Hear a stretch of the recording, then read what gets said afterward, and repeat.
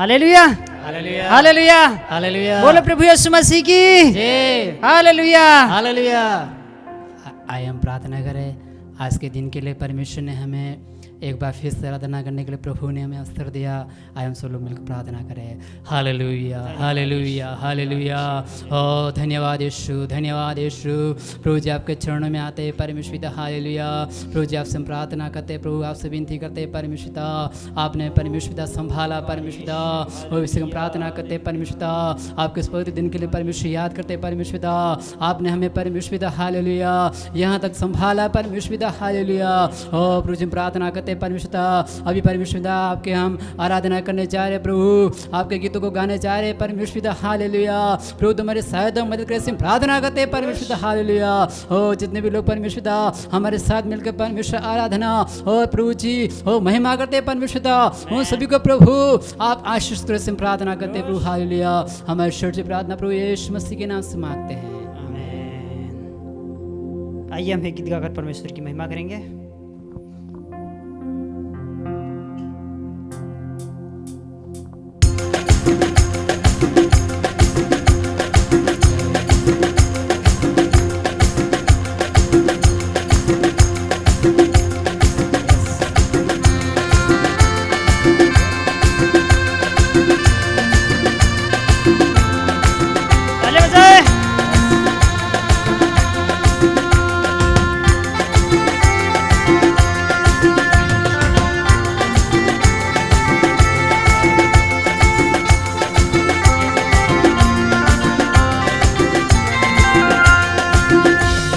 प्रभु तारी महिमा में मेरा दिल तो दीवाना है।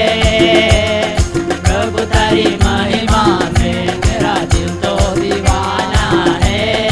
एक बार फिर से, प्रभु तारी महिमा में मेरा दिल तो दीवाना है। प्रभु तारी महिमा में मेरा दिल तो दीवाना है। भक्ति में ढूंढा तुझे,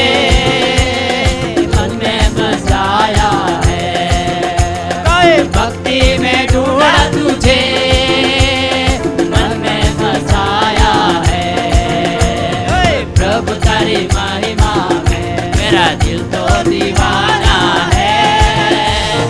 प्रभु तारी महिमा में मेरा दिल तो दीवाना है। मैं ढूंढा तुझे, मन में बसाया है। वचन में ढूंढा तुझे, मन में बचाया है। प्रभु तारी महिमा में मेरा दिल तो दीवाना है। प्रभु तारी महिमा में मेरा दिल तो दीवाना है। बीमारी में ढूंढा तुझे, में बसाया है। बीमारी में ढूंढा तुझे,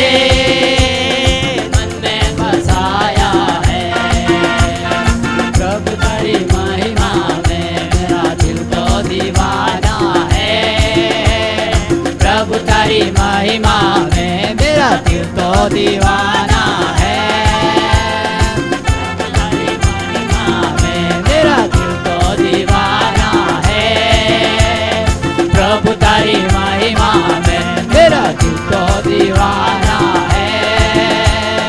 प्रार्थना में ढूंढा तुझे, मन में बचाया है। प्रार्थना में ढूंढा तुझे, बचाया है। प्रभु तारी महिमा में मेरा दिल तो दीवाना है। प्रभु तारी महिमा में मेरा दिल तो दीवाना है।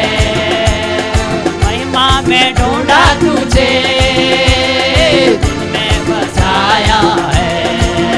ओ महिमा में ढूंढा तुझे, दिल में बसाया है। वापस गए, महिमा में ढूंढा तुझे, दिल में बचाया है। महिमा में ढूंढा तुझे, दिल में बचाया है। प्रभु तारी महिमा में मेरा दिल तो दीवाना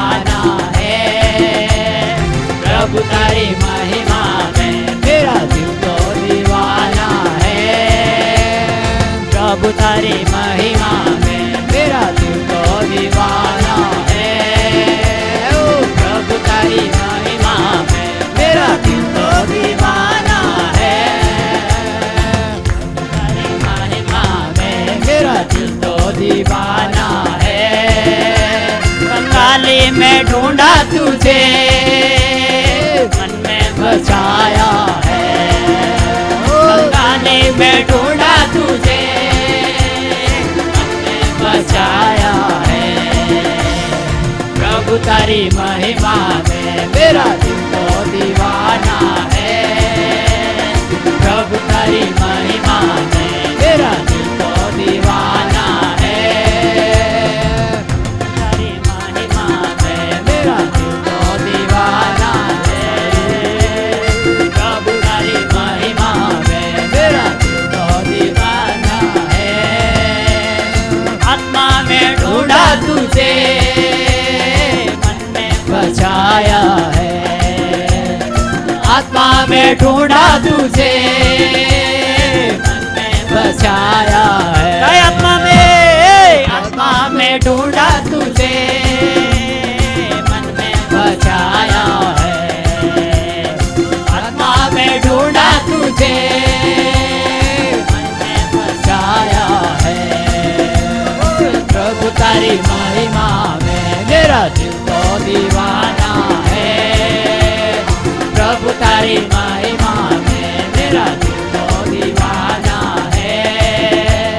प्रभु तारी महिमा में मेरा दिल तो दीवाना है। प्रभु तारी महिमा में मेरा दिल तो निराशा में ढूंढा तुझे, मन में बसाया है। निराशा में ढूंढा तुझे, मन में बसाया है। प्रभु तारी महिमा में मेरा दिल तो दीवाना है। प्रभु तारी महिमा में मेरा दिल तो दीवाना है। प्रभु तारी महिमा में मेरा दिल तो दीवाना है। प्रभु तारी महिमा में मेरा दिल तो दीवाना है। प्रभु तारी महिमा में मेरा दिल तो दीवाना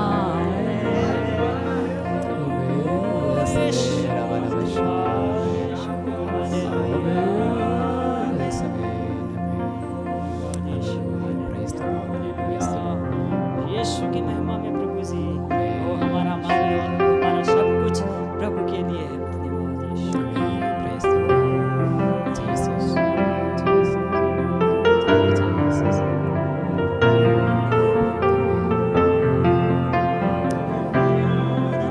धन्यवाद यीशु। हम सब मिलकर के परमेश्वर की महिमा करें। ओ धन्यवाद यीशु। सभी मिलकर के परमेश्वर की महिमा करें, क्योंकि उसने हमें संभाल के रखा, उसने हमें चलाया है। हालेलुया। तो हम सब मिलकर के उसकी होसना गाएंगे। हालेलुया। आए हो शाना तू राजाओं का है राजा। तेरी महिमा होवे सदा। तू है प्रभु हमारा खुदा। गाए हो सनायस तू राजाओं का है राजा। तेरी महिमा होवे सदा। तू है प्रभु हमारा खुदा। मसीह तेरे जैसा है कोई नहीं। तेरे चरणों में झुके आसमान।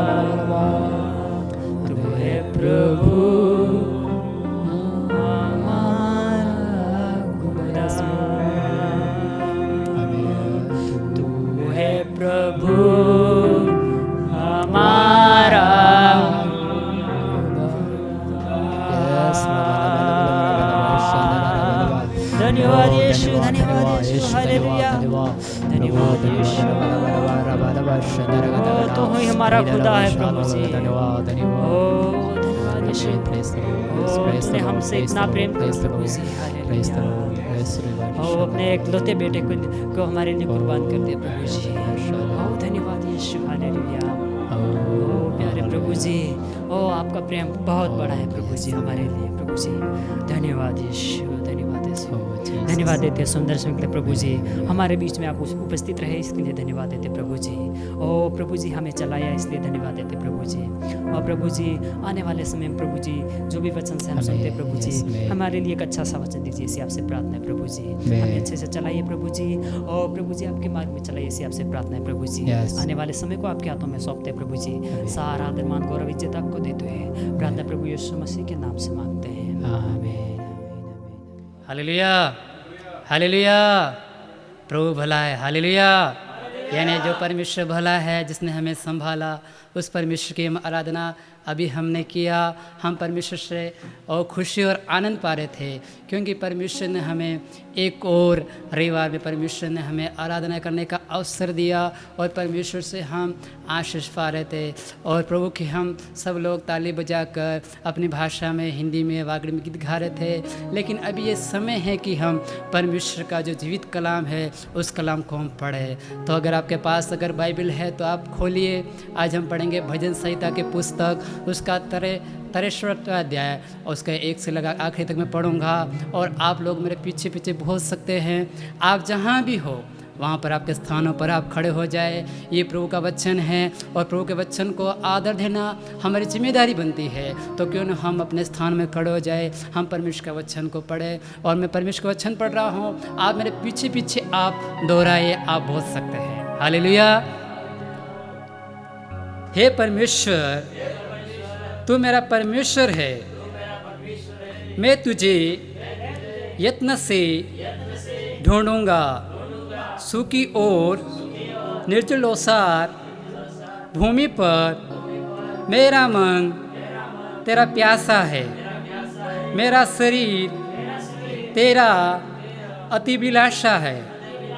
इस प्रकार से मैंने पवित्र स्थान में तुझ पर दृष्टि की कि तेरी सामर्थ और महिमा को देखो, क्योंकि तेरी करुणा जीवन से भी उत्तम है। मैं तेरी प्रशंसा करूँगा। इस प्रकार मैं जीवन भर तुझे धन्य कहता रहूँगा, और तेरा नाम लेकर अपना हाथ उठाऊंगा।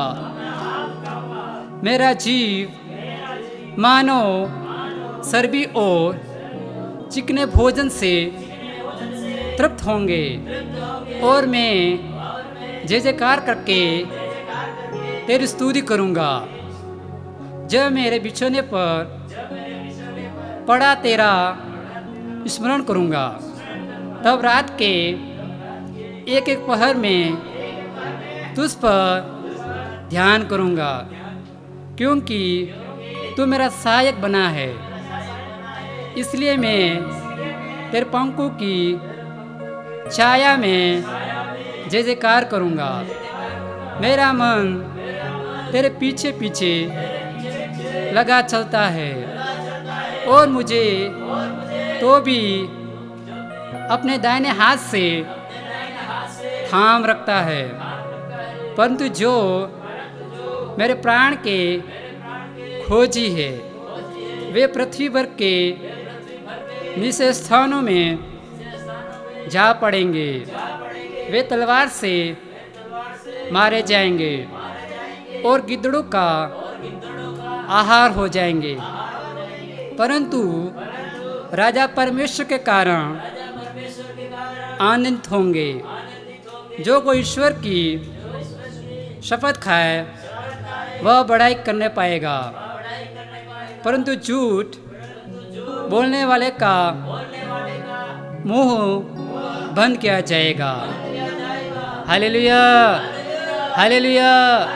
अभी हमने परमेश्वर का वचन को हमने पढ़ा है, और अपने इस वचन को अपने जीवन में हमने पीछे पीछे बोला है। ये वचन हमारे लिए एक पूरे सप्ताह भर के एक आशीष बन जाए, ये वचन हमारे जीवन में एक प्रतीक्षा बन जाए, और जो वचन में हमने पढ़ा है हमारे जीवन में एक आशीष में हम बढ़ते जाए। आए हम अपने हाथों को उठाकर उस परमेश्वर को धन्यवाद करें जिस परमेश्वर ने हमें वचन दिया, और जिस परमेश्वर ने हमें रक्षा की, और जिस परमेश्वर ने हमें संभाला, पूरे सप्ताह भर संभाला, उस परमेश्वर को हम धन्यवाद करें। हालेलुया। प्रभु जी आपके नाम को हम धन्यवाद करते खुदावन। हालेलुया। यीशु राजा। हालेलुया। प्रभु आप हमें संभालने वाले प्रभु हमें साथ रहने वाले प्रभु, और संकट के समय परमेश्वर पिता। हालेलुया। परमेश्वर तुम्हारे साथ देने वाले प्रभु, तुम्हारे संग रहने वाले परमेश्वर पिता। हालेलुया। प्रभु जी आपके वचन से हमने पढ़ा है परमेश्वर पिता, प्रभु आपका वचन हालेलुया हमारे लिए प्रभु। हालेलुया। ओ मार्गदर्शक प्रभु। हालेलुया। तेरे वचन में लिखा है, तेरा वचन हमारे लिए परमेश्वर पाप के लिए ओ दीपक और मार्ग का उछाला है परमेश्वर पिता। हालेलुया। तेरे इस वचन को परमेश्वर पिता। हालेलुया।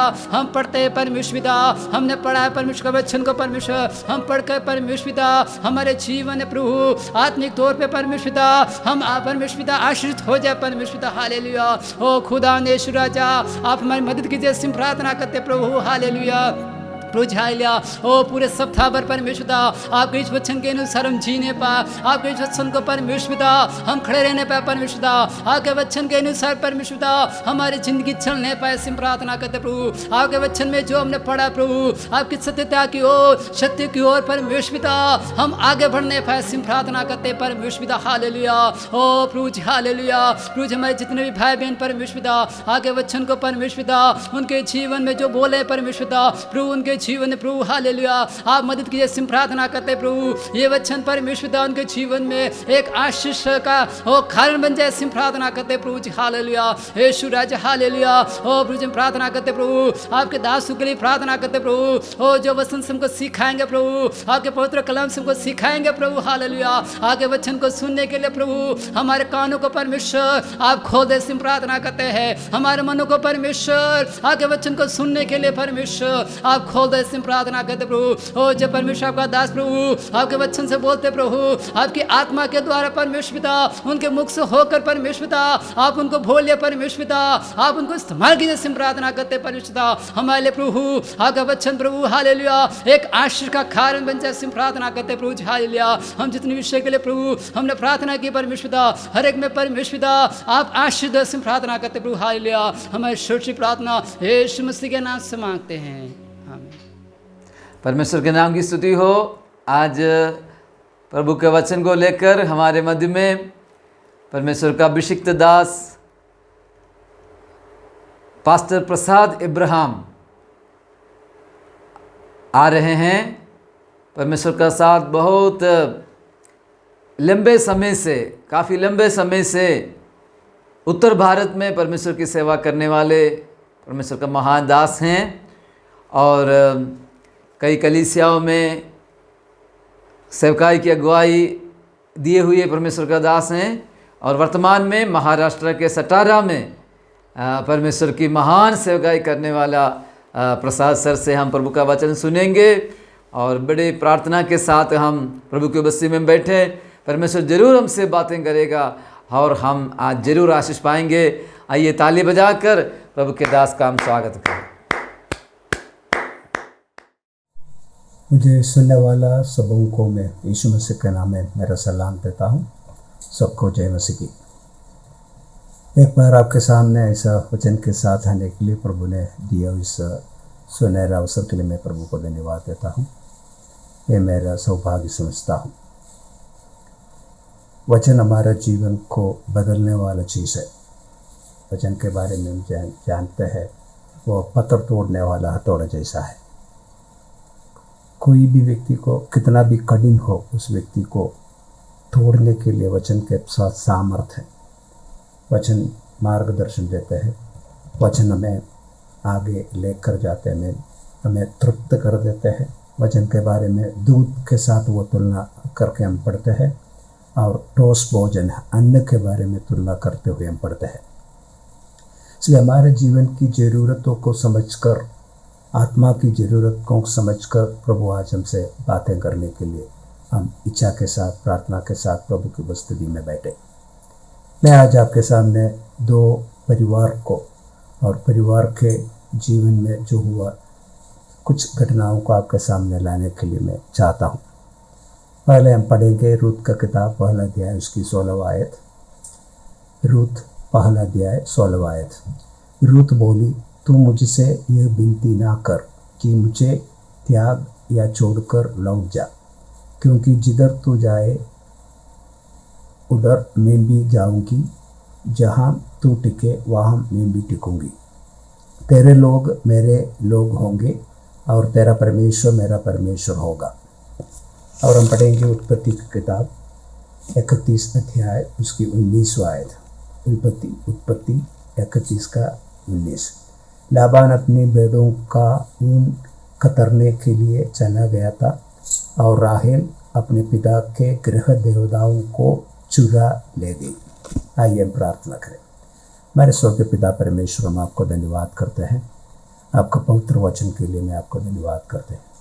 आपका वचन जीवित है, प्रबल है, हर एक दोधारी तलवार से भी तेज है। ये आत्मा प्राण को अलग कर देता है, गाद गाद गुदे गुदों को आर पार चेरता है, मन की विचारों भावना को जांचता है। हर एक पवित्र शास्त्र परमेश्वर की प्रेरणा से रचा गया है। उपदेश देने में, समझाने में, सुधारने में, धार्मिकता का शिक्षा देने में लाभदायक है, ताकि परमेश्वर का जन सिद्ध बने और हर एक भले कार्य के लिए तत्पर हो जाए। प्रभु जी, आज आपकी वचन की खूबियाँ हमारे बीच में प्रकट होने पाए। आपके पवित्र वचन से बातें करने के लिए मैं योग्य नहीं हूँ, फिर भी आपकी दया और करुणा को पर भरोसा रखकर आपकी शब्द होने के लिए मुझे भी समर्पण करता हूँ।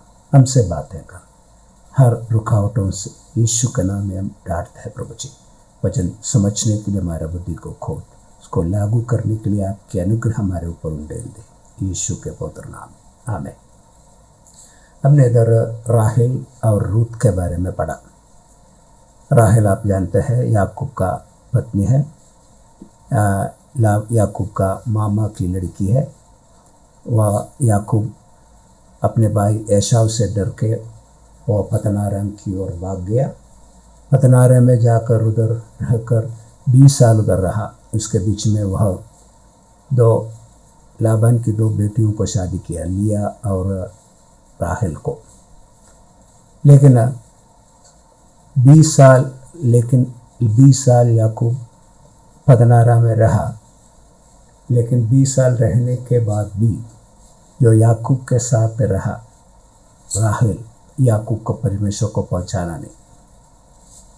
इसलिए जब याकूब अपने ससुर लाबान के घर से भागने के समय राहेल अपने पिता की गृह देवताओं को चोरी करके उनके साथ ले गई। देखो, याकूब का परमेश्वर जीवित परमेश्वर है। याकूब पतनार में जाने के पहले परमेश्वर स्वप्न में उनके सामने प्रकट हुए तो उसको वायदा दिया था। याकूब और परमेश्वर के बीच में एक संबंध था। लेकिन 20 साल लाबान के घर में रहने के बावजूद राहेल याकूब के परमेश्वर को पहचाना नहीं। उनकी विचार में अपने पिता की गृह देवताओं याकूब का परमेश्वर से ही बड़ा है, वही विचार उनके पास थे। इसलिए वह गृह देवताओं को चोरी कर लेकर गया। लेकिन हमने दूसरा जो व्यक्ति के बारे में पढ़ा वो रूत है। रूत कितना साल नवोमी के साथ रहा हमको पता नहीं। उनका शादी हो गया, उसके बाद वह नवोमी के घर में आया। लेकिन उनका ससुर मर गया और उसका पति भी मर गया, पति का भाई भी मर गया। और कितना साल उस परिवार के साथ रूत रहा हमको पता नहीं।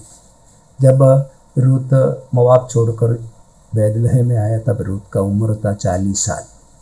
इसलिए कम से कम 10 साल उनके साथ रहा होगा, उससे ज़्यादा होने की संभावना नहीं, इतना भी रहने की संभावना नहीं।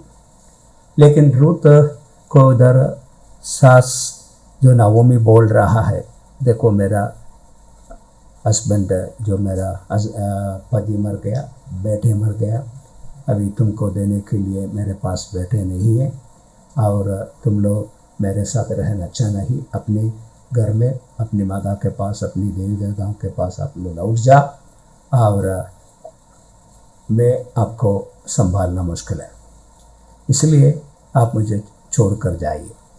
ये सुनकर पेनीना उनका पहला जो बहू थे वह उनको छोड़ कर गई।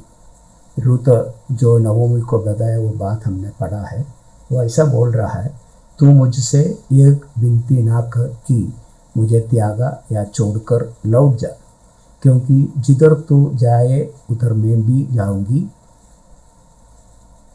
जहाँ तू टिके वहाँ मैं भी टिकूंगी, तेरे लोग मेरे लोग होंगे और तेरा परमेश्वर मेरा परमेश्वर होगा। ये बात बोलने के बीच में साधारण रीति में एक व्यक्ति परमेश्वर के बारे में बोलने की चांस बहुत कम है, संभावना नहीं है। लेकिन इधर उनके साथ जाने के समय बोल रहे तेरा लोग मेरा लोग, वो नॉर्मली बताते हैं लोग, क्योंकि वो अपने ससुर नहीं तो सास की घराने में जा रहा है, तब उधर के लोग उनका होना है। लेकिन इधर रूत ये भी उनके साथ बोल रहा है तेरा परमेश्वर मेरा परमेश्वर होगा। इसका अर्थ है रूत नवोमी का परमेश्वर को ठीक से पहचान ले। उनको मालूम था इस्राएल का परमेश्वर सच्चा है, उनको मालूम थी इस्राएल का परमेश्वर जीवित है, उनको मालूम थी इस्राएल का परमेश्वर उनके लिए भलाई ही करेगा, उनको उन पर विश्वास था। इसलिए रूत बोल रहा है तेरा परमेश्वर मेरा परमेश्वर होगा।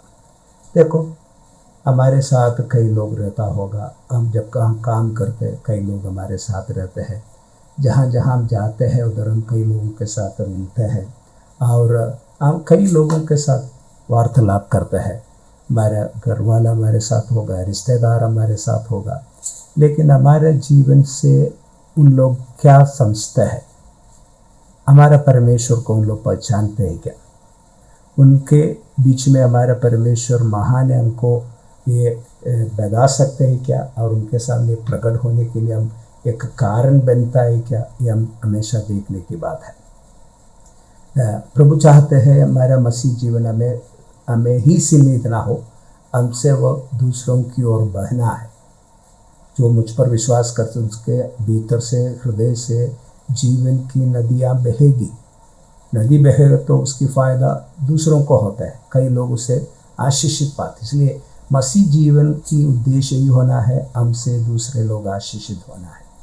हम इस दुनिया में कई साल रहकर हमारे परमेश्वर को दूसरों को नहीं दिया तो, दूसरों को नहीं परिचय कराया तो हमारे मसीह जीवन की कुछ मतलब ही नहीं होते। इसलिए प्रभु चाहते हैं हमारा मसीह जीवन हमसे दूसरों की ओर बहना है, दूसरों को यीशु की ओर परिचय कराना हमारी जिम्मेदारी होता है।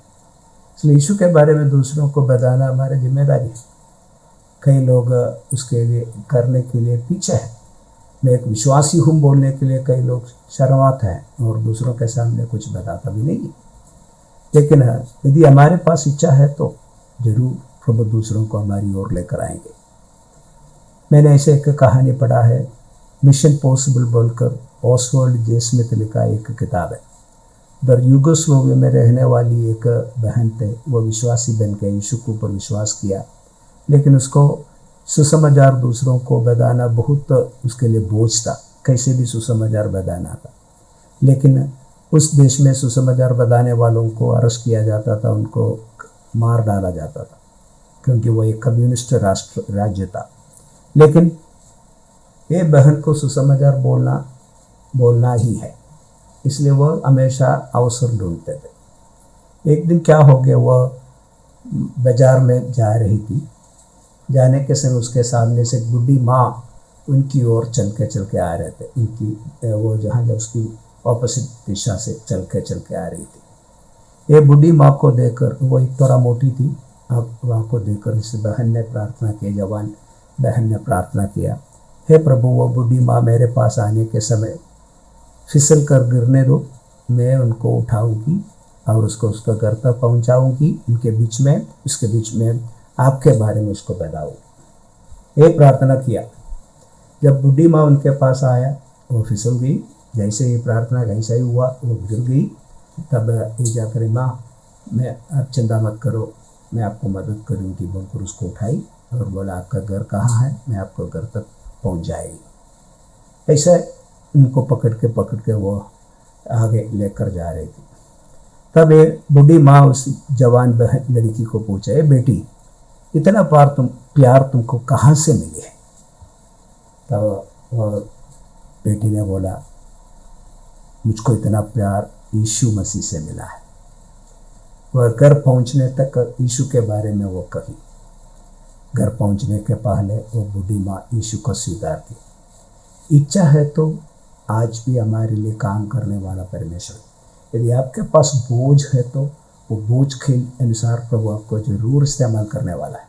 नहम्या, आपको मालूम है, जब हनानी उसका भाई यरूशलेम से जाकर बाबिलोन में आया, तब ये क्या किया है, हनानी को पूछा कैसा है हमारी यरूशलेम, हमारे गांव का हालत क्या है, शहर की हालत क्या है? वो बोला हालत बहुत एकदम खराब है, सब टूटा पड़ा है, सब जल गया है, बहुत बुरी दशा है। ये सुनकर नहम्या ने रोया, विलाप किया, उपवास किया, प्रार्थना की। देखो, वही नहम्या को यरूशलेम की दीवार बांधने के लिए प्रभु ने भेजा है, दूसरा कोई व्यक्ति को नहीं भेजा। उधर बहुत अच्छा काम में थे वो, लेकिन वह काम छोड़कर और काम से बढ़कर प्रभु की इच्छा के लिए, उनका बोझ के अनुसार प्रभु, इसलिए जो बोझ आपके पास है उसके अनुसार प्रभु आपके जीवन में करे। यदि आपके पास बोझ नहीं है तो प्रभु इस्तेमाल करने के लिए, आपको प्रभु इस्तेमाल करना संभावना बहुत कम है। इसलिए आपके पास प्रभु के लिए इच्छा होना है, प्रभु को दूसरों को परिचय कराने इच्छा होना है।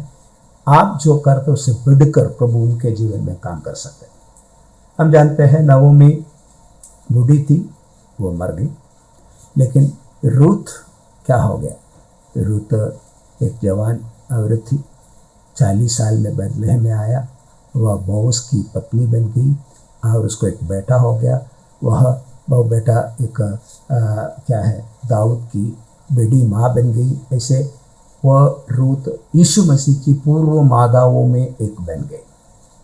देखो कितनी साल के लिए उनका जिंदगी फैला हुआ है, कितने आगे प्रभु उनके जीवन से आशीषित इस दुनिया में लाया है। इसलिए हम जानना पड़ेगा, आपसे बढ़कर प्रभु आपके द्वारा प्रभु में आने वाले व्यक्ति को इस्तेमाल कर सकते हैं। आपसे बढ़कर प्रभु उस व्यक्ति को इस्तेमाल कर प्रभु की राज की महिमा। आप सोचता होगा मेरे से क्या होगा, लेकिन एक व्यक्ति को प्रभु में लाएगा तो उस व्यक्ति से और कई लोग प्रभु में आ सकते हैं, हजारों आ सकते हैं, और एक बड़ा भारत को हिलाने वाले को प्रभु का दास आपके जो आपसे तरफ से विश्वास में आ सकते। इसलिए कभी भी प्रभु की योजना क्या होगा हमको पता नहीं, इसलिए प्रभु में भरोसा रखने वालों को प्रभु कभी भी त्यागेगा नहीं, छोड़ेगा नहीं। रूथ देखो आई, उनको विश्वास था प्रभु उनके लिए काम करेगा। हम देखो इस वचन पढ़ेगा तो हमको मालूम पड़ सकता है, रूथ जब बैतलहम में आया, उसको दूसरा दे ऐसा लिखते, दूसरा दे पहला है, नवोमी के पति एलीमेलेक के कुल में उसका एक बड़ा धनी कुटुंबी था जिसका नाम बोअज था। मोआबिन रूथ ने नवोमी से कहा, मुझे किसी खेत में जाने दे कि जो मुझ पर अनुग्रह की दृष्टि करे, उसके पीछे पीछे मैं सिला बिनती जाऊँ। उसने कहा, चली जा बेटी। देखो एक नई देश में आया, मोआब में रहने वाली थी, सबसे पहले वह बैतलहम में आया, उसके पहले आया नहीं, नई देश में आया, नई जगह पर आया। दूसरा दिन सवेरे रूथ घर से निकल रहे, क्या के लिए? कोई भी खेत में जाकर सिला बीनने के लिए। वह एक अच्छा जगह नहीं था, खतरा हो सकता है। एक अन्य जगह से आए वह जवान लड़की है और जवानों के बीच में जाकर करना है, और बहुत क्या है दुर्व्यवहार उनके विरोध में हो सकती थी। लेकिन रूथ वो कुछ नहीं सोचा, वो बोला, मेरे लिए मुझ पर अनुग्रह की दृष्टि करने के लिए कोई भी व्यक्ति को परमेश्वर तैयार करेगा। प्रभु में भरोसा रख रहा आया। रूथ कहाँ पहुँच गया? बोअज की खेत में पहुँच गया। बोअज की खेत में उसको कितना सुविधाएं मिला, उसको कोई भी रोका नहीं, उनके पानी मिला, खाना मिला, और बोअज ने अपनी कर्मचारियों को कहा उनको बीनने के लिए बीच में छोड़कर जो अन्न छोड़ के जाओ, ऐसा कौन करेगा? कोई भी ऐसा सीलने के लिए, इकट्ठा करने के लिए पीछे आता तो जो काटने वाला उनको कुछ ना मिलने के लिए कोशिश करेगा। लेकिन इधर बॉस आकर बोल रहे जानबूझ के बीच में छोड़ दो और वह उनके लिए अच्छा होगा। और देखो बॉस रूत को एक शब्द कह रहे उसकी 2:12 में, यहोवा तेरा कार्य का फल दे और इसराइल का परमेश्वर यहोवा जिसके पंगों तले तू शरण लेने आई है तुझे पूरा बदला दे। देखो बॉस बोल रहे तू इसराइल का परमेश्वर की पंगों तले शरण लेकर आई। वो बॉस को मालूम था ये जवान तरुण लड़की क्या है, ऐसे ही आया नहीं, हमारा परमेश्वर के पंगों तले शरण लेकर इस लड़की आया है, इसलिए प्रभु जरूर उनको सहायता करेगा। वह बॉस दरबार आया। उनके जीवन में उसकी भविष्य के बारे में, जब मोआब छोड़ने के समय मानुषिक विधि से सोचता तो क्या है, कुछ भी नहीं था। उसका भविष्य एकदम अंधेरा पड़ा हुआ है, एकदम ब्लर है, कुछ आशा नहीं। क्या है, बूढ़ी सास है, उसको कोई बच्चा नहीं है, और उधर जाए तो क्या मिले, कौन उसको संभालेगा, कौन उसका खाना देगा, कैसे जिएगा, आगे क्या होगा, कोई भी बात के बारे में कोई भी कुछ आशा की संभावना नहीं थी। लेकिन जहाँ आशा नहीं थी उधर एक प्रभु में विश्वास करके, परमेश्वर के ऊपर विश्वास करके वो आशा के साथ आए। प्रभु कभी भी हमारे आशा को तोड़ने वाला प्रभु नहीं है। वो प्रभु हमें जानते हैं, हमारे लिए मार्ग खोलते हैं। आपकी नज़रों में कोई भी रास्ता नहीं है तो भी प्रभु आपके लिए रास्ता खोल सकते हैं। आपके चारों ओर बंद है तो उनके बीच में भी रास्ता खोलने वाला हमारा प्रभु। इस्राएल लोग लाल समुद्र के किनारे पर आया, आगे समुद्र है, दोनों तरफ बड़े पहाड़ है, पीछे मिस्र की सेना आ रहे थे, कहाँ जाएगा, कोई रास्ता नहीं। लेकिन परमेश्वर समुद्र के बीच में से सूखा जमीन का रास्ता उन लोग के लिए बनाया। यही हमारा परमेश्वर। इसलिए प्रभु में आशा रखने वालों के लिए सब रास्ता खोल के आते हैं। आप कभी भी उम्मीद नहीं किया रास्ता आ सकता है, आप कभी भी सोचा नहीं बात आप प्रभु आपके लिए कर सकते। इसलिए हम वचन 2 कोरिन्थियों 2:9 में पढ़ते हैं, जो प्रभु को, परमेश्वर को प्यार करते हैं, प्रभु को प्यार करते हैं, उनको जीवन में जो प्रभु जो करते हैं, कोई आंखें देखा नहीं, कोई कान सुना नहीं, कुछ मन में, कोई भी मन में सोचा भी नहीं है। इसलिए आप कितना भी बैठकर सोचो, कितना भी बैठकर स्वप्न देखो, आप इन सपनों से आगे, आपकी विचारों से आगे, आपकी सोच विचारों से आगे प्रभु आपके लिए कर सकते। इसलिए वचन में लिखता है, मांगने से बढ़कर, सोचने से बढ़कर मेरे लिए आपके लिए प्रभु कर सकता है। इसलिए रूत ने अपने जीवन के बारे में मानुषिक विधि से कोई भी आशा नहीं थी, लेकिन वो कहा है और एक कहा कर आया, तेरा परमेश्वर मेरा परमेश्वर होगा। वो परमेश्वर रूत को अनादर नहीं किया। आपको मालूम है, वो उसके खेत में आया और नवोमी उनको बोस की मदद मांगने के लिए एक दिन भेजा है, और बोस ने बोला, मैं तुम्हारे एक क्या है, तुम्हें बचाने वाले एक व्यक्ति हूँ, लेकिन मेरे से बढ़कर दूसरा एक व्यक्ति है। वह व्यक्ति क्या करेगा, पहले हम उसको पूछेगा, मैं तो उसको तेरा छुड़ाने वाला व्यक्ति हूँ, लेकिन मेरे से बढ़कर दूसरा एक व्यक्ति है, उनको हम पहले बातें करेगा, वह नहीं करेगा तो मैं तो तुमको छुड़ाएंगे। ऐसा बोलकर क्या किया है, उसी दिन, जो दिन बोला, सवेरे बोला, एकदम सवेरे बोला, उसी दिन शाम होने के पहले सब कुछ हो गया। और बॉस ने वह शहर की फाटक पर आकर बैठ कर सब लोगों को बुलाया, और जो नवमी का जो छुड़ाने वाला जो खास आदमी उसको मिला, छुड़ाने वाला कुड़ुंबी था, उसको बुलाया, उससे सामने बात रखा, वो तैयार नहीं हो गया। तब क्या किया, बॉस ने रूत को स्वीकार करने के लिए, विवाह करने के लिए तैयार हो गया, और बॉस के साथ उसका विवाह। जब बॉस में शादी कर रहे थे, उसको बॉस का उम्र था 80 साल। यहूदियों का तलमुद के अनुसार ये बात हम उधर पढ़ सकते हैं। और दूसरे बात भी उधर लिखा है, शादी हो गया, दूसरा दिन बॉस मर गया। एक ही दिन रूत और बोअज मिलकर रहा, लेकिन एक ही दिन में फिर रूत के जीवन में बड़े कार्य किया। वो गर्भवती हो गई, एक बेटा को जन्म भी दे दिया। देखो, परमेश्वर रूत के लिए बोअज को रोक के रखा, एक दिन के बाद वो मर गया। वही है यहूदियों के इतिहास में लिखा है। और उसके लिए वो एक दिन, उसका आयु एक दिन और बढ़ा के दे दी, और एक दिन उसके पति के साथ रहा। आज कितने साल के बाद पति पत्नियों को बच्चा नहीं होते हैं, 7 साल, 10 साल, 15 साल, कई लोगों को बच्चा भी नहीं होता। लेकिन एक ही दिन में जो एक ही दिन साथ रहा, रूत के जीवन में प्रभु बड़े कार्य किया। वह एक माँ बन गई और वह बड़ी संपत्ति का उत्तराधिकारी बन गई। बोअज बहुत धनी व्यक्ति था, बोअज मर गया, पूरा संपत्ति रूत के पास आया, और उसका बेटा का नाम था ओबेद, ओबेद का नाम था जैसी, इशाई का बेटा था दाऊद, दाऊद की नानी, बड़ी नानी बनने के लिए प्रभु रूत के जीवन में मदद किया। देखो, दादी बनने के लिए, नानी ने दादी बनने के लिए। प्रभु कितना अच्छा है, प्रभु कितना भला है। प्रभु में भरोसा रखने वालों को प्रभु छोड़ता नहीं।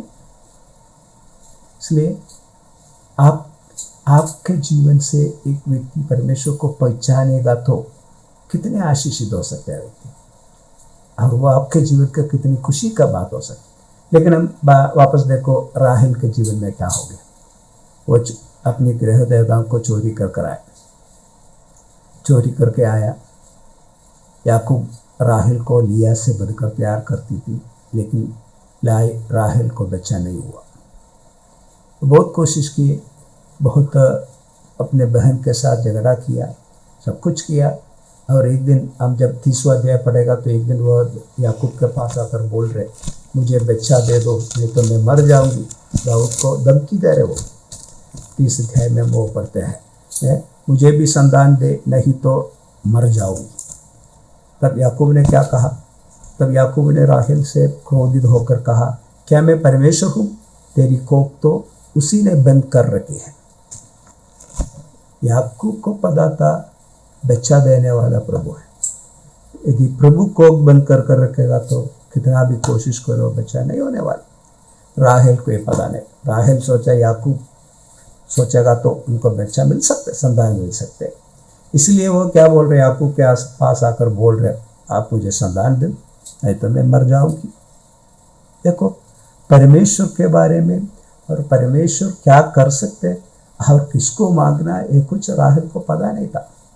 वो बहन से झगड़ा करती थी, उसके साथ मल्लयुद्ध कर रही, ऐसा सब वचन अब 30 अध्याय पढ़ कर देखे तो 29 और 30 तो कितना मल्लयुद्ध किया शब्द लिखा है।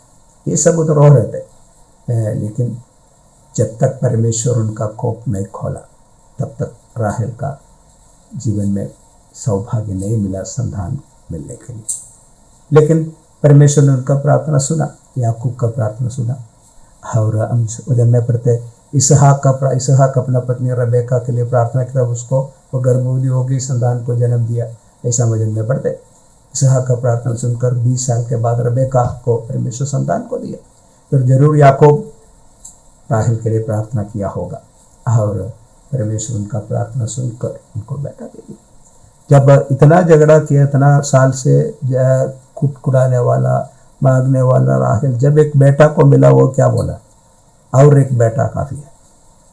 देखो, ये राहेल सिर्फ परमेश्वर सिर्फ राहेल को ही याकूब का पत्नी के रूप में दिया तो क्या होता। राहेल को नहीं मिला, इसलिए लेया को मिला, इसलिए राहेल को और चाहा, और राहेल को दो पत्नी मिला और 2 दासियों को मिला। सिर्फ राहेल ही पत्नी होता तो क्या होता था।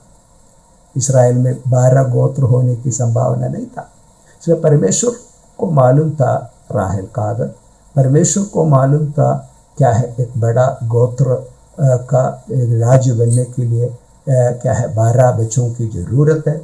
इसलिए इसके अनुसार प्रभु ने सब योजनाओं को किया, लेकिन उसमें राहेल की भाग कितना कम है।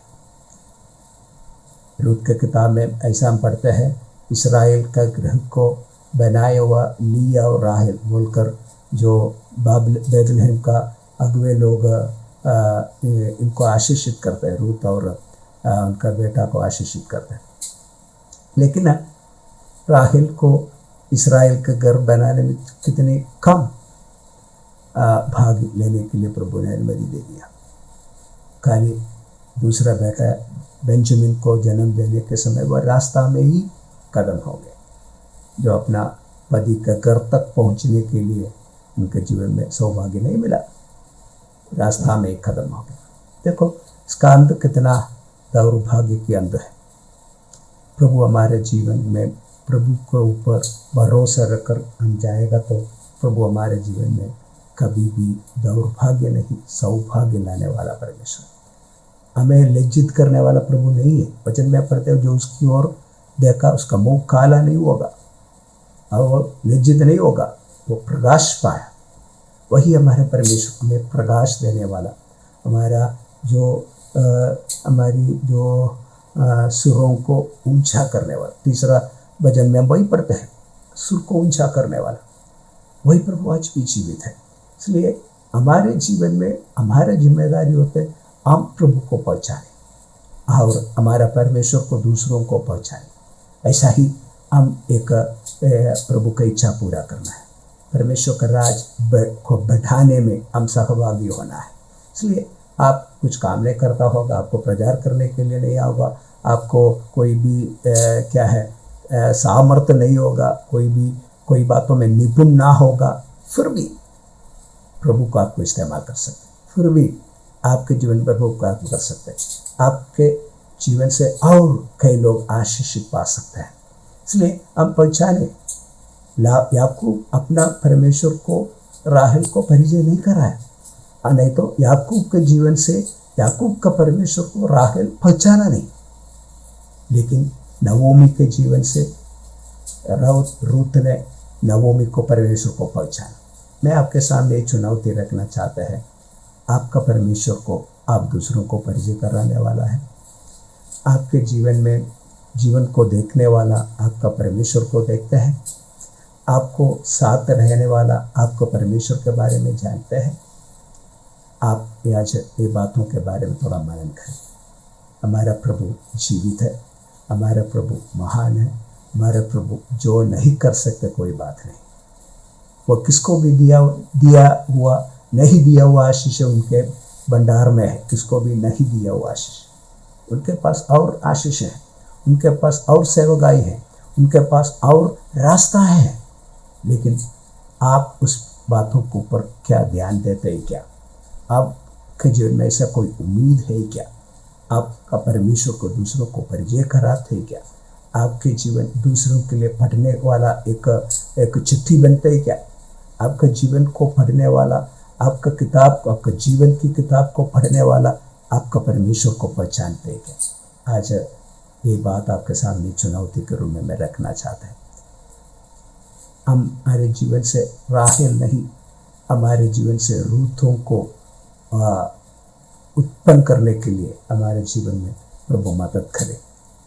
देखो कितने आशीषित हो गया रूत, कारण वो नवोमी के परमेश्वर को पकड़ा, नवोमी का परमेश्वर को अपना परमेश्वर कहा, उसकी पंखों तले शरण लेकर वह अपना देश छोड़कर एक नया देश में, दूसरा देश में एक बूढ़ी माँ के साथ आया, वह आशीष हो गया।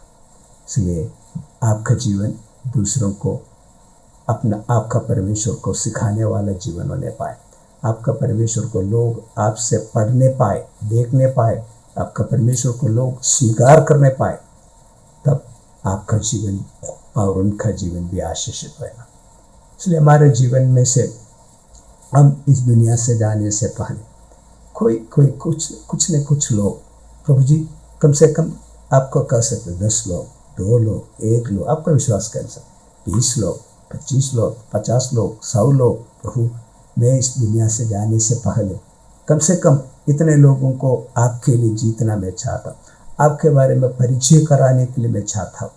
ये बात आप दादों को बता के देखो, रोज आपकी प्रार्थना में ये बात शामिल करो, प्रभु मुझको आत्मा चाहिए, मुझको दूसरों को आपके बारे में कहना है, मुझे देखकर लोग आपको स्वीकार करना है। ये विचार प्रभु के सामने रखो और रोज इस बातों के लिए प्रार्थना करो, प्रभु आपके लिए मार्ग खोलेगा, मैंने बताया उदाहरण आप और एक बार मन में लाइए। वो बहन प्रार्थना किया बुढ़ी माँ के लिए, वह जैसे बोला ऐसा ही किया और उस बुढ़ी माँ को प्रभु के लिए जीता है। आपके सामने भी कितने लोग रहते हैं आपके गांव में, आप जो हम काम करते उधर, आपका जो पढ़ते स्कूल में कॉलेज में, जहाँ कितने लोग आपके साथ, एक दिन हम कितने लोगों के साथ मिलते बातें करते हैं, लेकिन उनके लिए, उनको प्रभु के लिए जीतने की इच्छा और उन लोग आपके जीवन से प्रभु को पहचानने के लिए एक आशा आपके जीवन में है, तो जरूर प्रभु आपके जीवन को एक आशीष की कारण, एक आशीष का स्रोत बनाने के लिए प्रभु को इच्छा है। प्रभु उस बात के लिए आपके जीवन में अवसर दे, प्रभु आपकी इस वजह से आशीष दे। आप सबको मेरा धन्यवाद देता हूँ। अब तक मेरा वचन आपने सुना है, ये वचन को मनन कर आगे आपके जीवन में लागू करने के लिए प्रभु आपके जीवन में आशीष दे। God bless you all.